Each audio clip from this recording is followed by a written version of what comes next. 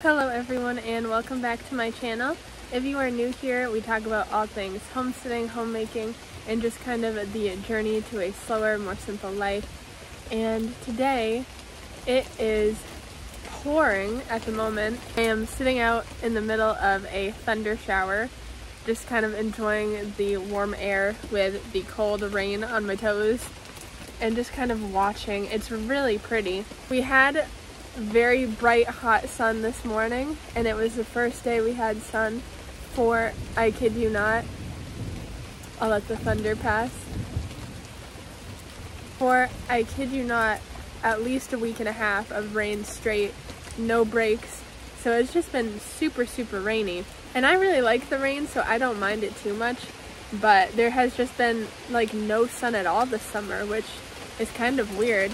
Oh, the rain's picking up. I don't know if you can hear it. Ooh, it's coming down really hard now.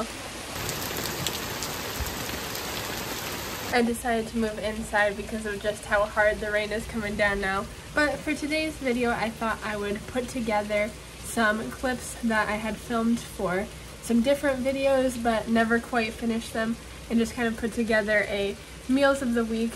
I've made meals of the week before. This one is kind of being mishmashed together because it wasn't originally for the purpose of being meals of the week, but it's been really busy, and so none of these videos really played out fully, so I thought I'll just put all the recipes together and hopefully give some people some recipe inspiration.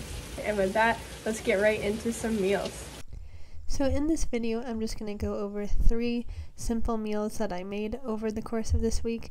The first one being a chicken parm, and to do that, I just baked some chicken in the oven with oregano, lemon, garlic, pepper, salt, all those good things, and just baked it in the oven. I also had pasta cooking, and I did asparagus with this. And the part that makes it the chicken parm is the Parmesan kind of sauce that you make, which is just Parmesan cheese, heavy cream, butter, salt, garlic, and just heating that up on the stovetop. To thicken it slightly, you can use some cornstarch mixed with water, and that makes a slurry and that makes things thicker, but I didn't want to make it too thick. I liked it more just kind of creamy.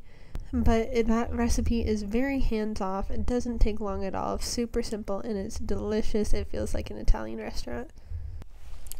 So this next recipe is also a chicken recipe, and it's one that's very new to my kind of arsenal of recipes, but it's very good, so I'm going to be keeping it around. And it is kind of a honey barbecue chicken almost, but homemade, and it starts with mixing the kind of glaze all together in a big bowl, and that glaze has about a 1/3 cup of honey, a little bit of tomato paste, 2 tablespoons of soy sauce, and 2 tablespoons of apple cider vinegar, a teaspoon of garlic powder, a teaspoon of onion powder, a 1/2 teaspoon of ginger, and then you're going to mix all of that up into a bowl and pour it over your chicken of choice. I just had tenders, so I poured it over the tenders, but it would be very good to have on wings, I think. And you just cook this in the oven at 400 for 40 to 50 minutes till the glaze, gets nice and crispy like you'd like it. I served it with rice and broccoli this night, but this would be great, like I said, if you put it on wings to have with fries and ranch, maybe to dip it in, a nice homemade ranch, that'd be delicious. But a lot of versatility with this recipe, and also easy to make. So this very last recipe is a soup, because it has been raining non-stop where I am. Let me know if it's been raining a lot where you are. I've heard that it's either been super sunny and hot, or raining consistently like it is here. But this soup is extremely filling, very delicious. It starts with a base of like a V8 juice, but I do not get the on-brand V8. And everything else is really just completely up to your taste. I like to put in spinach and kidney beans, carrots, sometimes mushrooms. Some people enjoy it with peppers sliced up in it. You could put a meat like a chicken in it as well if you wanted to, but It's really completely up to you. You can put more than that, you can take ingredients out. Very, very easy to throw together when you are just throwing something together last minute, so you're kind of looking through your pantry and fridge to see what to use. But all you do is cook your ingredients that you put in, like your carrots and everything like that, and cook them until they are to your liking. And then lastly, you throw in, I like to throw in a rotini.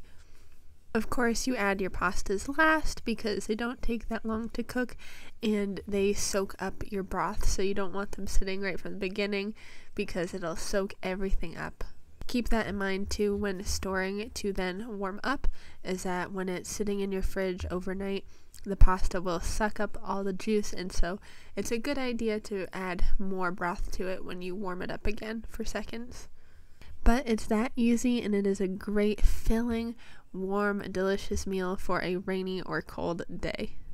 I hope you enjoyed this week's video. If you did, please subscribe because I have a lot more in store for you. And I hope to see you in the next one. Okay, bye-bye.